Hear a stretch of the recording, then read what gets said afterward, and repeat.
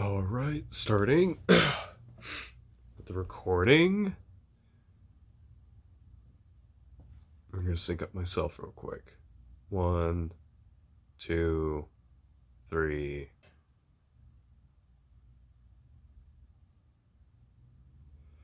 Hello, it's me. I'm sick. I forgot my headphones. But figured some stuff out, and we're moving on. And as much as I have figured out, I have not figured out. But that's okay. So we're just going to move forward. We are going to keep it rolling. So welcome to the before editing, the supercut edition of, Terrors in the Night, this YouTube channel. So again, I'm CJ Haaswright. If this is just anyone's first video, so if you're ever wondering why people are very insistent on saying their name, you never know when it's going to be someone's first video, so you always want to have some sort of introduction. So of course this is the supercut, so this might not be anyone's first video, but it's been a little while. So my plan of uploading it seems to be, I'm going to have to make a bulk of videos while I'm away at work and then get them all uploaded when I'm at home. I could do all the editing here. I've got a lot of time to just make sure I get this done, so it's no problem. But the internet is absolutely terrible. It's the worst. Which is okay. I can't really blame it. But yes, I'm a little sick. I don't feel great. But it's nothing terrible, I promise. I just absolutely did not take care of myself. Like, when you work at a motel and you clean, you really got to make sure that you wash your own damn hands. Which I did not. I slacked. I'm like, it's only 2 rooms. It'll be fine. But it doesn't matter. 1 room, 10 rooms, wash your hands every single time. I just didn't, and I'm paying for it, but it's okay. I will manage. So it's only been a couple minutes. I'm still warming up a little bit, but the plan is we're going to go through the game. So I OBS captured the game,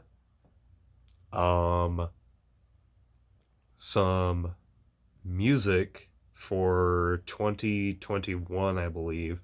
So a great big deal of this first YouTube venture, these first couple videos, is to really introduce how this came to be. And I think that's really, really important for some reason. I kind of am looking at making this as much of a time capsule, Like, the best way to look back on something is to give yourself as much information as possible. So, hey, this is it for you as well. Check it out. But the music does play a great deal into how this was created. So that'll be a big part of it. And then there's going to be, I did a OBS capture on World of Guns disassembly, just because I made like a cringy deal about it before, and I have always. So it will just help me to show you how the game helps me, because it's a great deal. That doesn't make any sense, but it does mean a great deal to me. It really does. As stupid as it sounds, World of Guns disassembly, it means a great deal to me, because I spent like a full career in the military, a full 8 years, and a great deal of that time was under like great duress taking apart these guns, putting them together, making sure they worked. And it's not a part of my, my memory and my conscious I want to forget, because it's very articulate, it's very intricate. It, like I said, it's like a puzzle. So it's kind of like a puzzle I could do all the time. So there's a video of that, and I'm going to kind of do a little description of that in the beginning, but I'm going to go over more notes.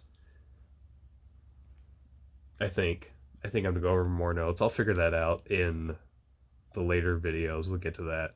And then, so for the past 2 days, I have been doing a lot of work. We will be, from here on out, watermark free. Yes! I decided to just invest, and I got at this the $10 a month description. $10 a month subscription to Adobe. So I just had to be watermark free, because I've spent the past 2 days working on a project, because I knew I needed to get some videos out there, and I need, like I said, I want a lot of this to be worth your time, worth your while. So I want to make my videos long, because I'm not, me just rambling, it's been 6 minutes. I'm not a short form person, I'm a long form person. So I will describe, should I describe it now? No, I'll just describe it now, because this is YouTube. You're going to see it anyway in the thumbnails. So I decided to also play Frostpunk, and I did a long, slow playthrough on easy mode, just to like get a lot of potential for loops, for anything like that. I also recorded it with no audio, so it's just the video, and a lot of it is the game just sitting and staring at the city. So I did my best to do that. And so I had a project where I put some of my favorite old-time radio over the top of it as well. And it ended up being like a total of 9 hours, something like that, in like 30-minute intervals. So I had to, trust me, it was a lot of work. And I got it all done in 2 days, so it's all good. But we're going to move on. We're going to get started. I think so. I think we're ready. I think we're good. It's been a good couple minutes. I'm ready. I'm warmed up. We're going to go. 1, 2, 3. Minimize. Minimize.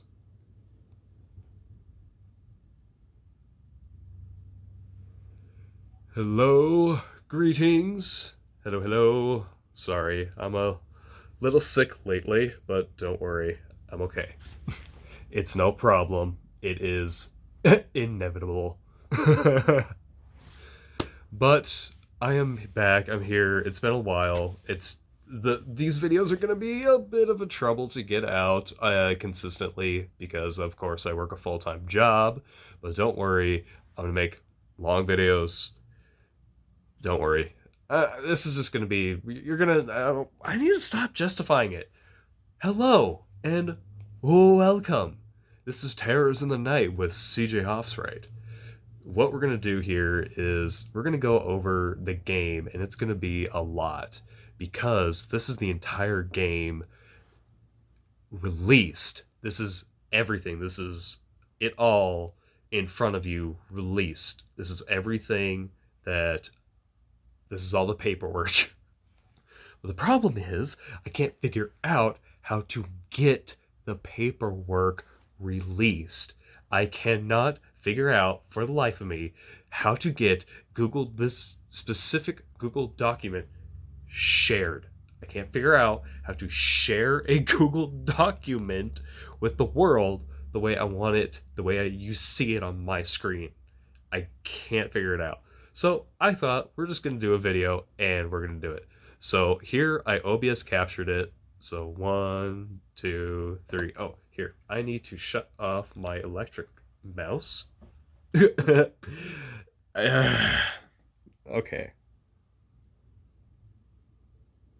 I get it's all electric, but I call my far away mouse, my electric mouse, and my pad mouse the pad mouse. I don't like the pad mouse is terrible. I don't like the pad mouse. But to best get all of this OBS and the time scale, all of this off the screen as quickly as possible, is to do the space bar for play and then space bar for pause, click. And that should get that immediately off.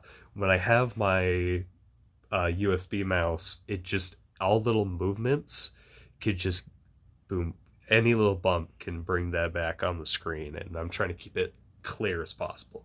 So here we go. I'm not going to read through it all. It's a lot, but here is the beginning. So I call this Ghost Work 1, which I'm not exactly sure what this is, but what I have here on the screen is what I am trying to release to you, what I would want for you to have complete access to as soon as possible. And I can't figure out how to share it like it is, just because there's publish to the web option, but trust me, that's not what I'm looking for. I need this, I need images, I need all of this. So I'm looking for it. If you have any options, please let me know, and we can, at some point in time, maybe pin a comment that is like the most like, hey, here's the right, like I said, let's make this a reference point. If there's even just a little bit of, hey, here's where you need to publish your Google documents in order to look like this, that would be perfect. That'd be great. So we're going to start, and this would be, I guess, like the introduction. Yeah, this is the introduction. A lot of the rules are here, not the ghost game rules, but a lot of the actual, this would be the rule book, I'd say, very close to the rule book. So there you can see what materials are generally needed in a descending order. You need the cards, you don't really need the dice. As needed. That's all on there. So there is a small version of the search board and game board. And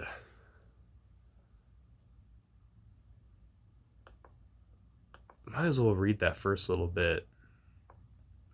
This game is run by a game master with up to 4 players. Players will make player character sheets before the game.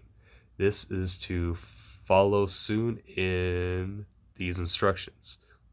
See, it even came back up when I didn't even move it.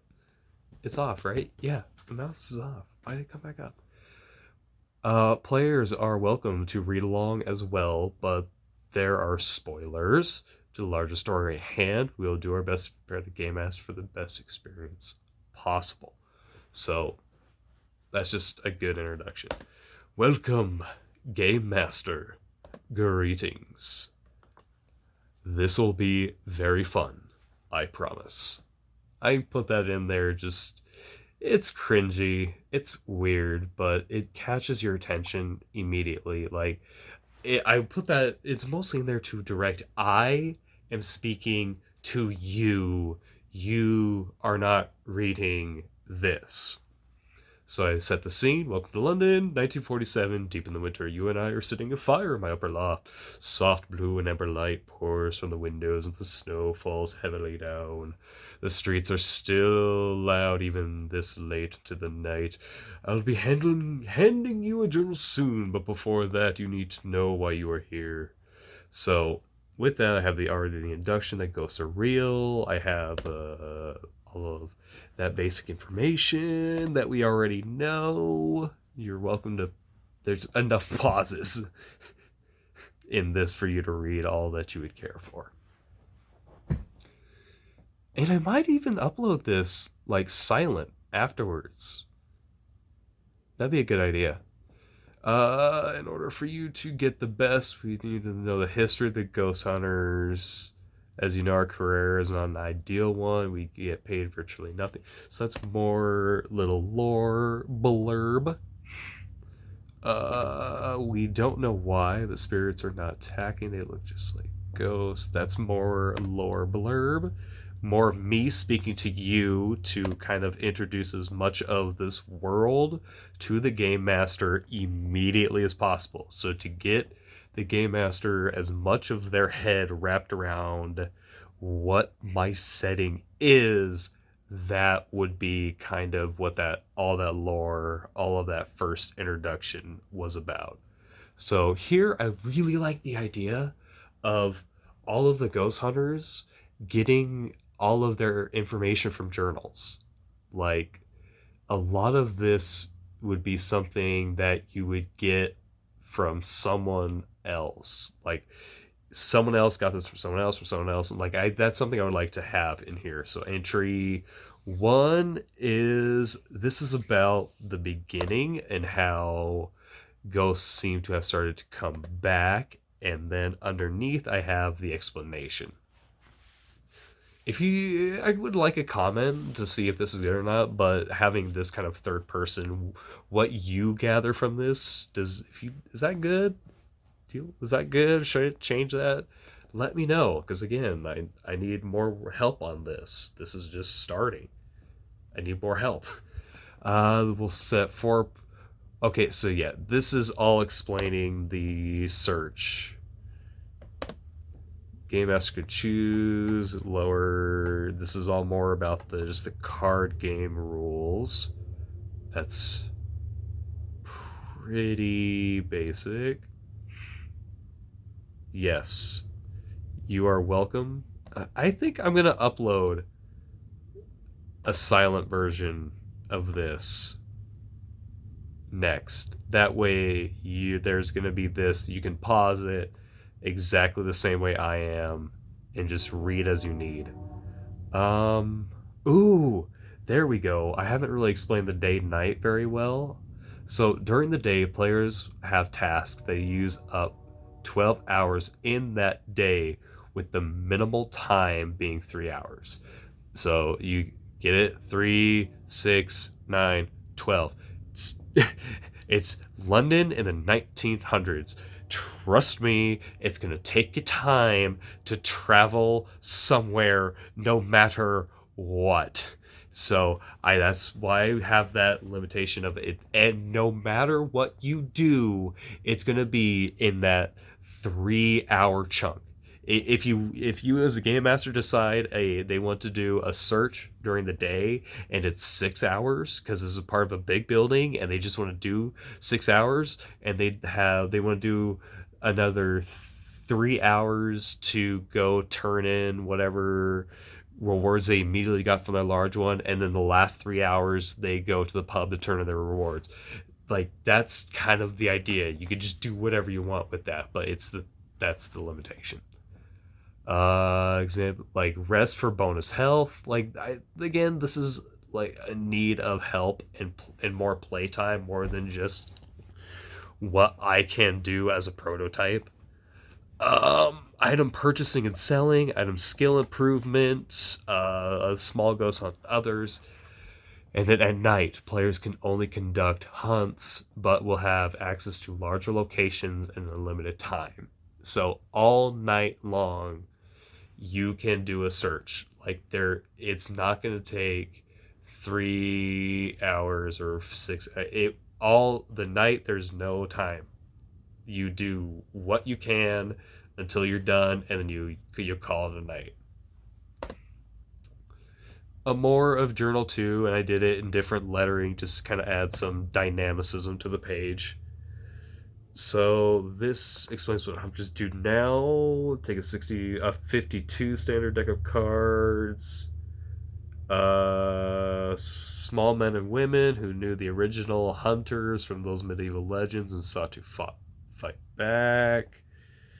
Our items, that's right. Here's a good list of items. So, as it says there are no ghost hunting shops.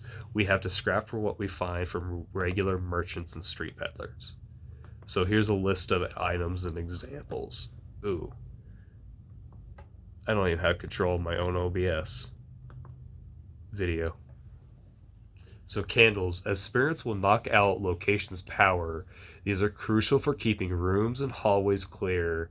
I guess just rooms now, because we'll work on that. It's fine. Clear from this is all for the game master, and as you tell, this is all with playing cards and poker chips and dice.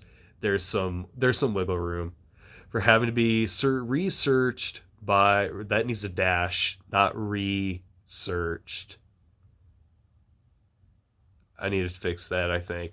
By players after leaving, only one use per candle can be moved within a location, but once lit, this item cannot be reused. So that goes the same for, during the day. You still have to have a candle in a room because we're just going to kind of have the concept that most of, like, during the day, there might be a room that has, a window open or a window smashed that lets enough light in. But there's some dark places during the day still. Especially if that place is like being haunted, I would say. So the candles still need to be used during the day, but there's at least a chance of finding a room with light. And there you could possibly make light by turning a... Yeah, I guess that would be something you could do to roll for like a random encounter. Because I'm still thinking of the random encounters list. As I promised before, I've made the scare list. I think that's at the bottom of this page. I made it. It actually took virtually no work because you'll see it was really cool. But we'll keep that all for later. We'll move on. Lockpicks. So there's going to be different locks in the game. So basic lockpick will unlock any door without having to use a card. And then there's going to be safes, which I think we will get to... I think it's explained in the blurb above or the blurb below. So the reason there is safe lockpicks and vault lockpicks is because at these haunted locations, when a ghost is more than regularly active, it's an actual haunted location in the game, time will get distorted and moved around. So the people's original things can get replaced with things from a different time, if that makes sense. Of course that makes sense. Sorry, I apologize.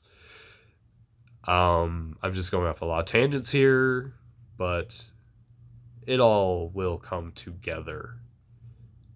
Like I said, I've already decided I'm going to upload the same video next, but completely silent for you to pause and read through. This is just for the director's... This is the director's commentary, so I can do whatever I want. These locations will have different items and objects in and out of time. So there's no telling what really is the original owner's thing. Like, especially if that place has been haunted for a long time, there might be a whole bunch of like silver and gold coins and just crap lying around. Like it's a cool idea. So if you find a safe, there's a strong chance that safe wasn't originally there. And if you go into the basement and find a vault, that's that you would find like one vault in an entire campaign. You would find a safe at least once an adventure. That would be kind of the deal. Iron nails and medical equipment, those will be explained more. They affect the game. The iron nails do. Well, those affect the game. We'll be able to read that. Shovel, axe. Oh, that's right. So another item that's going to be on the list later down, I think immediately down, is going to be the lantern. So the lantern is an item that will pair with the shovel. Wow, this is super hard to control. But the lantern will pair with the shovel. Kind of as like two combo items. Maybe I can't... As like two combo items. So with the lantern, if you do if the location's a big location and you want to search outside for some reason, like let's say there's a location that's an estate out in the woods and you have to go check the graveyard that's, a couple 100 meters away, but there's a path. And let's just say along that path, there's a little garden. Let's say you want to go search that little garden. And if you have a lantern, it's not going to affect the shovel. Like, a player character can carry a lantern and have a shovel because we can, I think it says down below, we can assume that most people have the ability to handle a lantern and dig. And there's some logic there that doesn't need to be circumvented for the sake of gameplay. If you have a lantern, you can search outside. If you can search outside and you have a shovel, you can search, you can dig.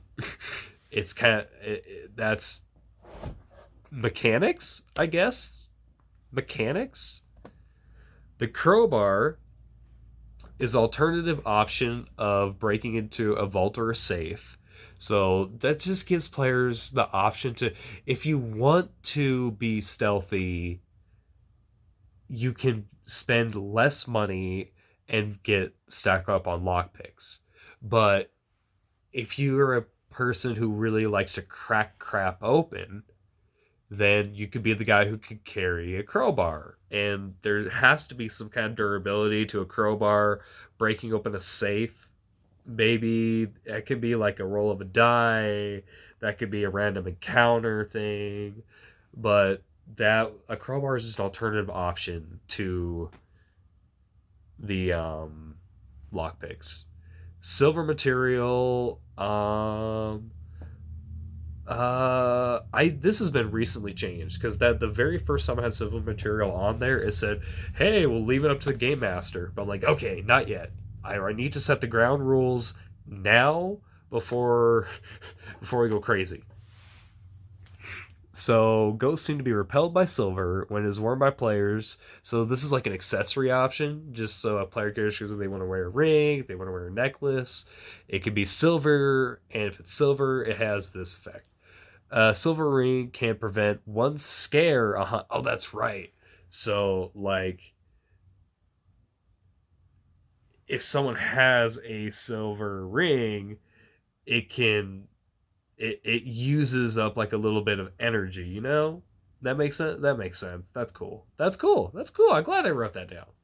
And then, while a silver spoon can be left on a desk to help keep that part of the room clear the whole hunt. So if someone happens to find a silver spoon in a search from like a building a couple adventures ago, and now they're like stuck in this labyrinth of some mysterious house, they can take the silver spoon out and put it down and keep this one section of a room at least clear for a little while, just in case something is really happening.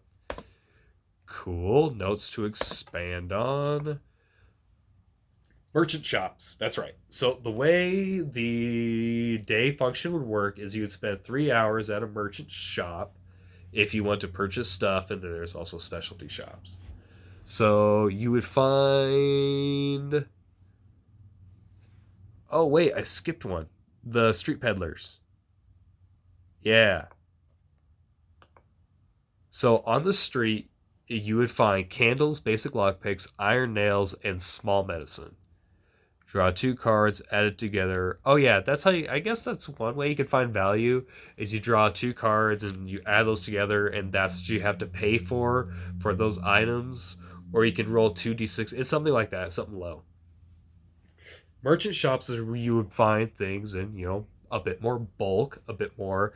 You also find medium medicine options, which is, a small medicine's 1 heart card, medium is 2 heart cards, large is 3 heart cards, and you can only carry one of those at a time. So if you want to carry 8 medium medicines, that's fine.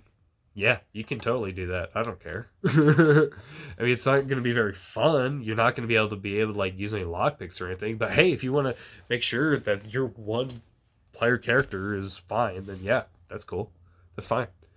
At specialty shops, you can find all the lockpicks, but they're pricey. All medical supplies in the bulk, that's like three of one, three of small, three medium, three large. Silver accessories, advanced technology, that's like the light bugs and any sort of like, I want to have like advanced technology, anything like community made, like I'm not going to be I can't really think of steampunk technology. I'm not good in that aspect. But there's some people out there who really, really are. So advanced technology would be like a community made item stuff. Stuff that, hey, I did not think of this at all, and yet this is really good. So here you go. There's their name. Congratulations. Spell books and spell materials. And then there's the value options there. Safe and vaults will contain a great deal of currency and anything else that could be opened by passing fork. Oh yeah, that's with the lockpick. You have to have the lockpick. It's kind of like, think of like a Skyrim example of a lockpick. There's like game within a game. Just because you have the lockpick doesn't mean you just open the safe or the vault. You still have to like pass a card game. So specialty locks will open safes with no card game required, but standard lockpicks must be opened up. So yeah, that's like I said, like in the specialty shops, you can have, hey, this is really a special lockpick for a specific safe that I know you're going to find on this next hunt. That's like a specialty lockpick. These locations can be found in the open world of Old London and can be accessed during the daytime only. I guess besides street merchants, I guess maybe if you want to, the game master can decide maybe you can find street merchants. That's not terrible. It's not a bad idea. Merchants are allowed to have a limited inventory. Oh, that's right. So yeah, merchants only carry what they're carrying. They only have one candle left. At the end of the day, there's only one candle left. So, like, a merchant in the morning is going to have, like, 4 or 5 candles, but a merchant at night is going to only have one, and it's going to be a little bit more. That's how that would function. Players can only carry one tool per hunt. Player characters can have a shovel and a lantern, a crowbar and a lantern, or even 2 lanterns, but they cannot have a crowbar and a shovel unless their class or level bonus states otherwise, which is not very hard. Obviously, that's something you could really work around. You can carry whatever you want. Like, just as a player character, if there's just 1 or 2 or 3, there should be like some items distributed amongst yourself to be able to move around. You'll be leaving locations to have to come back and redo the cards. I think there's enough room for every player character to have something on them that's special for them. Items that are set like candles and silver cutlery, like the spoon, they'll be left behind and lost until the players can move them to the room where the game is initiated. So if you happen to forget that, if you're in a big location and you've got like 4 or 5 candles down and you really don't want to lose those candles, you have to tell the game master, hey, I need to go back and pick my candles up. And you would have to do like some sort of, the game master would figure that out. But that option's at least in the game. Lanterns work as candles indoors, can be used to light up one room, but do not insist in searches. That's right. So you can't use a lantern or a candle to like search the card in front of you for free. It's only the immediate, because like there's a scare in the movie The Conjuring where hands literally come out of the darkness when a woman is holding a candle. So having a candle and a lantern is not any sort of excuse to light the cards in front of you, but you can use it to light area, if that makes... I gotta stop saying that. I'm sorry. I'm so sorry. Moving on. It's time to enter in the journal ourselves, and this is where I begin to explain whole lot about the factions.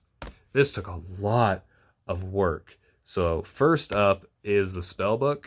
Let me see if I explain how to make the spellbook.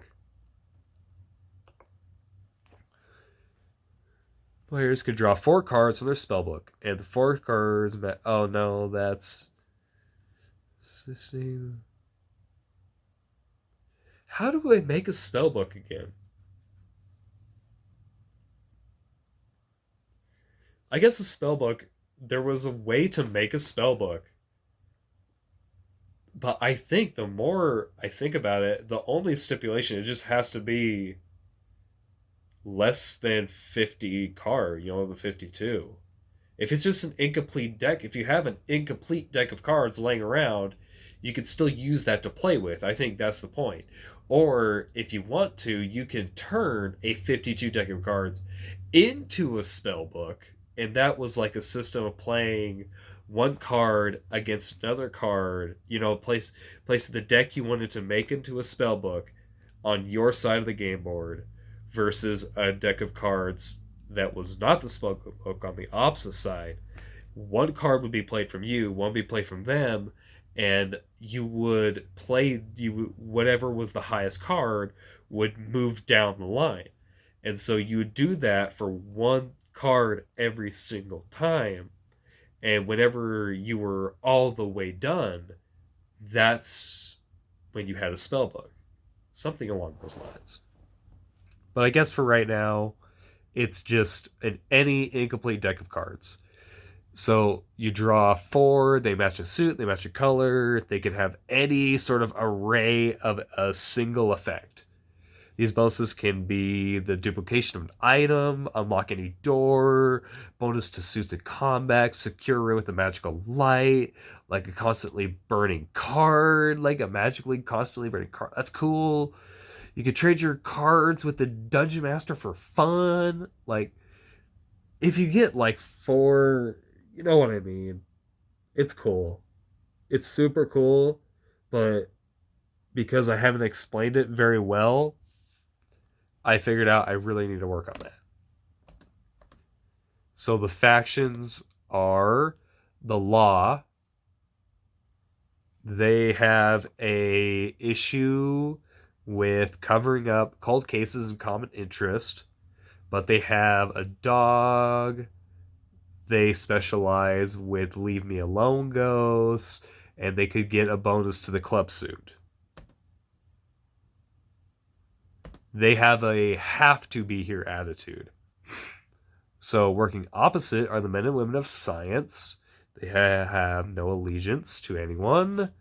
They like to see me ghosts. They like to sit on abandoned locations, so they are often like in a like a tavern, or maybe even like in like a little tent or a little somewhat I mean. I can see it in my mind, and I can see how I'm describing it can look like that, but that's not it. It's like a little research tent city of like a research, but it's really small. There's only like a group of 5 or 6 scientists at a time, maybe a dozen. These are really small groups of people sitting on one little building, but they're sitting outside because they don't want to interfere with the building. They want it to rot. They want it to like do what it's doing, but they're going to be always on the outside. That's who these scientists are. So they're very much, it's hard to describe them, but that's cool. It's kind of cool. That's incredibly hard to describe them because that's the point. They're very ambiguous. They get a bonus to the diamond suit. They have a very want to be here attitude. And then there is the Occult. So the Occult has been around the longest. They are the ones who founded the spell book. They like the still around ghosts, the ghosts that have also been around for a long time. they would have a bonus to the spade. That's somewhere in there. They have so bonuses is just like a +1 or a +2 suit to a single suit. They have cats. So yeah, they have cats. I don't think I have it written in here that they have a spade bonus. At least I'm not reading it. So we'll have to change that. If it's not, I'll reread it again for sure. And then lastly are the actual freelance workers, the ghost hunters. So all player characters are a ghost hunter, but they all will come from one of the prior classes because this ghost hunting thing is new. Like the process of how we're playing the game is new to this world. So the ghost hunters playing the games with the spirits is brand new. These card games is like new to this world besides the medieval texts that explain these card games. So in the beginning, I want the player characters to all either indirectly affect a faction, so the world is always moving in some way, either in the positive or the negative, depending on how many player characters there are, or they could play strictly as a ghost hunter in the later games after a couple expansions or a couple campaigns after a couple campaigns, so they can switch to being a regular ghost hunter, and then the ghost hunters can begin to build their own area of the map, their own, they can literally build their own faction region in the map. So that would be the 4 factions. How there's the 3 that are competing already, and there's a new one that is you and the game building up out of the middle of the mess of this. So then we move on to the session 0 rules. Here the game master can set up. Do the players want more treasure? Do they want to use spells? Complete extra searches, haggle. They want to haggle. Do they want to really role play? A lot of this is just questions and answers.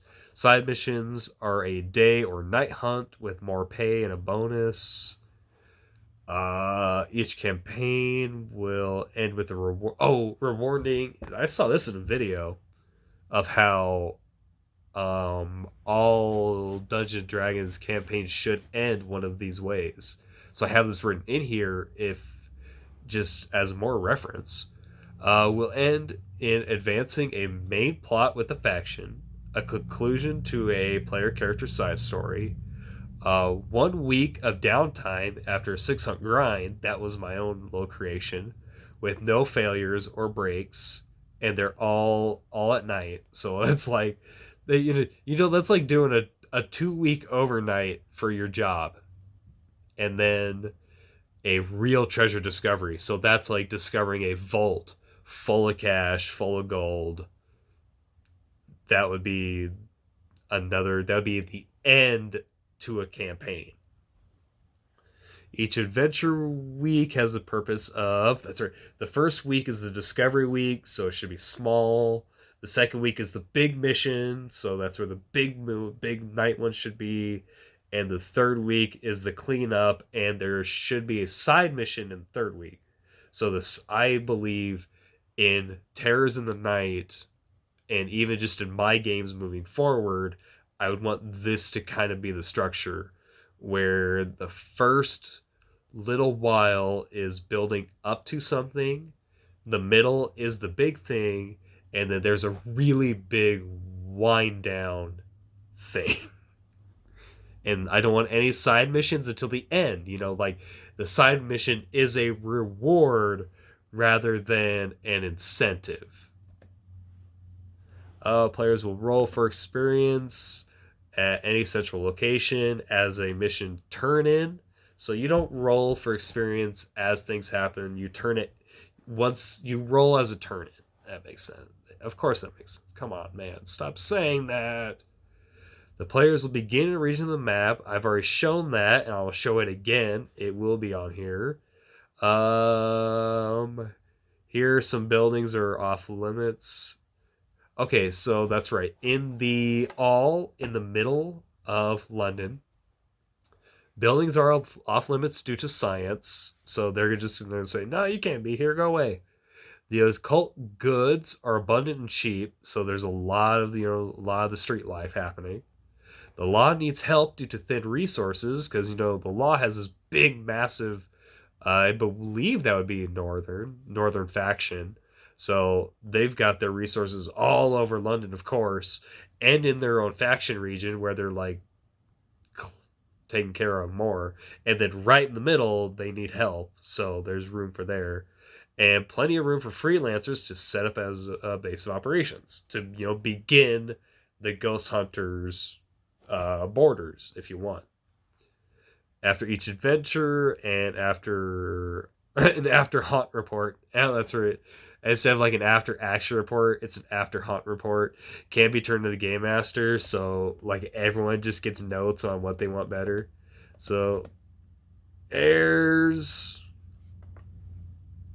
a small example of what I wanted my leveling experience to be. I'm still not sure exactly, but that would be kind of what I'm looking at.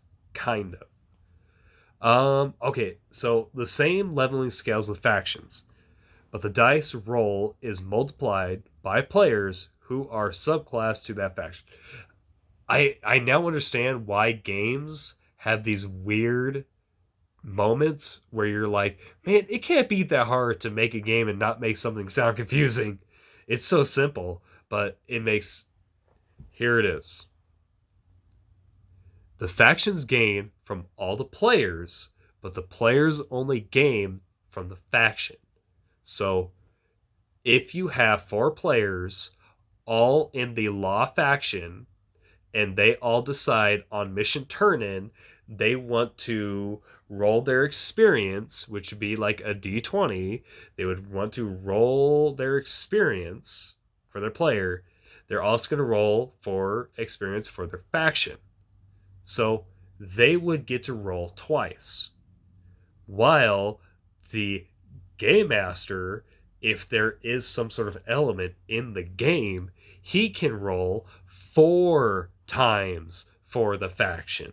Where a d20 or perhaps like a d6 because there's so many players, but he can roll 4 times to boost that leveling for the faction. There we go. So all that big blurb, that's all it's explaining. And I should have the end there to kind of wrap that up. The faction gains from all the players only gain from the faction. They could choose to roll. Yep, I just explained that. Either faction will have a level up reward, either shared with others. I do have an example of what that could look like later on down below. Character level up rewards will come from the game master of that table and can be anything from currency. Oh yeah, if you level up, the game master can give rewards. And then like a storage system. So I was thinking, what would it be like to have, the pub have a secret bar stool or something or whatever where you could put shovels, put crowbars, and stock more items. And it'd be like exactly like Resident Evil. It's limited, so in order to have more storage spaces, you would have to have another location in order to have those more spaces. But we can say in reality, those items would not teleport between locations. So you can have like one place be a place for crowbars and another place for however you want. Or you can even have player characters have their own like little like Pokemon inspired secret hideouts with their own little storage system. And there we go. So here's an example of level rewards. Law, science, occult. I think I'm going to scroll up. I'll scroll up at some point. But that's what I wanted to definitely get to. So I said in the prior videos, I would make a master list for scaring. I thought it was going to be this big, massive, like several page long document, but it ended up being just one single page because setting up a scare is incredibly simple. So in this order, smelling, hearing, feeling, seeing. If you flip a card over and it's a 4 and the player characters can't pass it, it could be a little scare. You would be, a 4 would be something you hear. You're in a hallway and you hear footsteps run up behind you. Simple. If it is an 8, you could do hearing and feeling. You hear footsteps run up behind you and a sharp pain strikes you in your back. If it is like a king or a queen, you could do, because you could even have something smell, like the smell of rot begins to fill your nostrils as you hear footsteps begin to run behind you before you could turn around, before your friend can call for help. You feel a sharp pain in your back. You don't know what it is. You look down and see a spike has been driven through your gut, and then it all disappears. So that's just, it was so simple. It was less than a page, less than even a page. I think that ad needs 2 Ds, doesn't it? Yeah, that ad needs 2 Ds. All right, moving on. So here is an example of the very first player character sheet, or at least how my game inspired one looks like. It's going to look more like it was written out from a script program, because it was written out from a script program. But I don't want my character sheet to look like this big, blocky Tetris mess. I want it to look like a fill-in. So the more it looks like a fill-in, the more you can interject yourself, and the less you have to interject the numbers. So Drury Lane is on there, so everyone can search Drury Lane. What's your name, and what part are you a faction? Are you part of a faction? And then what items can you bring? Items do not stack, but if it has a multiplier, you can bring that multiplier with you. Anything else can be carried in one place. So you can pick 8 of 1 candle, 1 nail, 1 lantern, 1 lockpick, 1 safe pick, 3 door picks, an axe, a crow. I don't think I need to do the X. I don't know. Obviously, 1 axe, 1 crowbar, 1 small med kit, 2 medium med kits if you want, a shovel, a silver ring, a silver necklace, and 4 silver cutlery. So if you want to start with 4 silver spoons, you're good. And that's kind of like that's a nod to my very first Skyrim playthrough. I found a enchanted fork. And I don't know how or why. I swear I didn't do it. I found an enchanted fork, and I've never heard anyone else ever finding one. It was great. It was great. That was a long time ago, so that's kind of a nod just to the enchanted fork in Skyrim. So this would be the day-night board. So players can put chips or their player characters on one of these to kind of vote their pattern for day or night for the work week. So here is a great example, this is the example of the clues. So as you search the location, you need to find these clues before you can go. You need to find these clues and the haunted object before you can play the game. These clues are given out by the game master either exactly like this or however they want. So I will not read all of these because there's just one I actually would like to look at. Here's that. Here it is. So, Haunting 1, Adventure 1, Haunting 3, Clue 101. So it's a bunch of repeating stuff, but I think the biggest thing with repeating stuff is people miss out. The point of repeating stuff is to hide information. So in here it says it over and over, it was an accident, it wasn't my fault. But right in the middle, it says the road was so icy, it was cold, I just wanted to get home. So, like with analog horror and that kind of genre where things repeat themselves over and over and over and over again, that's not what's scary. What's scary is that you might miss something in the repeating information. So that's really the only one I wanted to point out. Here's the rest. They're all just fun. I won't spoil by reading any of these.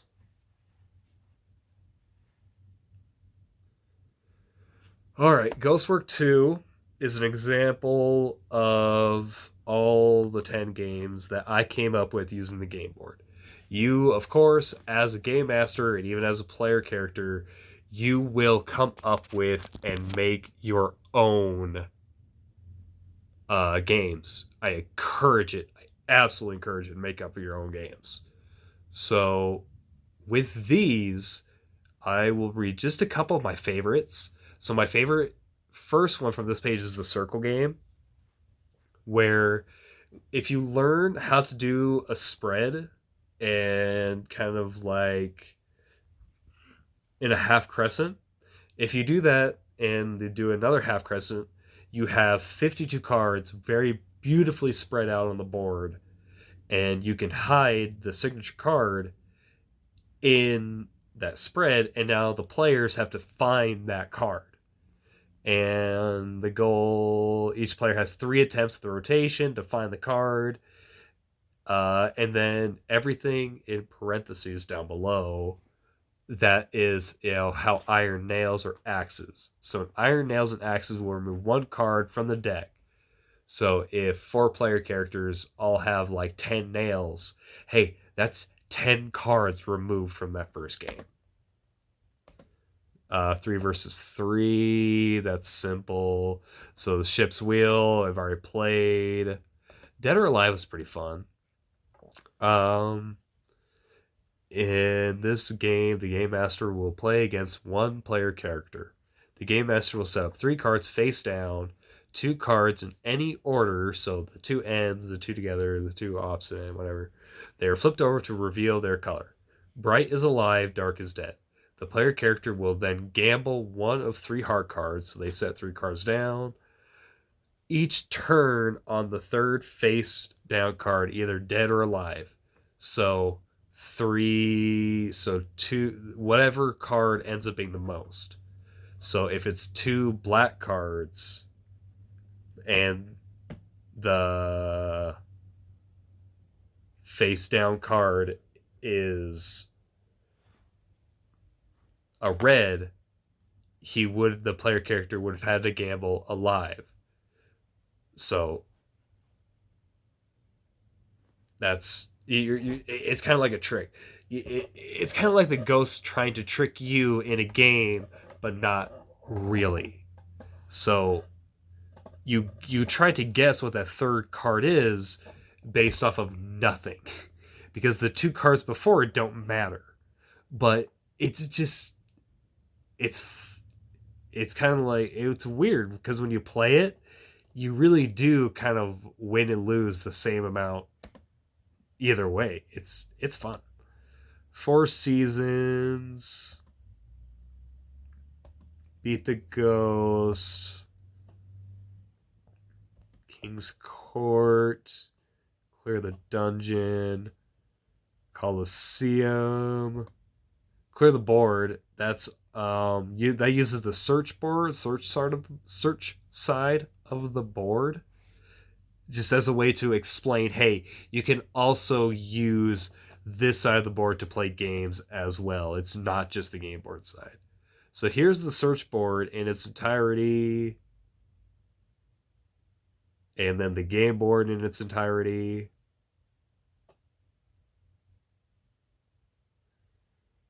And then here's an example of a campaign. Materials needed. The crew meet. The game master gets a whole bunch of details on how to set up the setting. Currently, it is at a pub called the Iron Nail, just because I can't really think of anything less cringy or more annoying. So it's all in there. Where to search. You, the game master, knows you've been given just a few weeks to prove your worth of this team by a man who makes a great deal of wealth and is a master ghost hunter. It goes to clear 5 locations.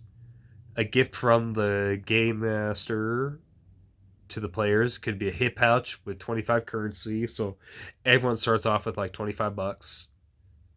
Explains the day and night structure, explains clues. This goes over search and combat again, because again, you can never explain your game too much, but you can always explain it too little. More about the open world. And then that... Oh, I fixed that. Yeah, I remember I fixed that. So here's how I would set up a location. Location. It's a business by the river. There's 4 hallways. There's 6 rooms. There's a still around ghost. That ghost has no bonus. There's no spirit item there. It's just a ghost. There's 2 clues. And oh wait, the spirit doesn't. That's right. There's always going to be a item. There's always going to be a possessed item. The spirit item is just in case the spirit has like an axe or something. Like the ghost can attack you. That's the spirit item. Rewards and currency, story, 6 hours if you want to do it during the day. That gains you reputation in science. So that's if you complete that mission, it is automatically a science roll for reputation. Automatically. That's a bridge, a night only mission. Here's 4. Stories cut off. That needs to get fixed. Side mission 1. And then campaign 1 daytime activity options. So here I have week 1. So during the week 1, anytime during the day, you can do any of these. Then week 2, then week 3. I can get that off of there.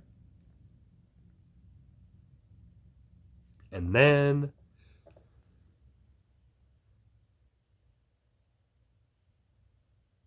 should finish it off with just a much bigger example of the map.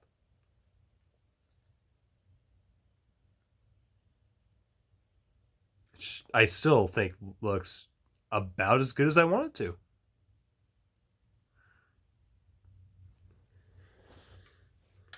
All right. And now, folks, that is it. We will take a little bit of a break here, and we will move on to some more personal stuff in the next video. All right. I'll catch you guys in a bit. And I gotcha. I'm still here. No, I will catch you in a bit. I did not expect this to be an hour long.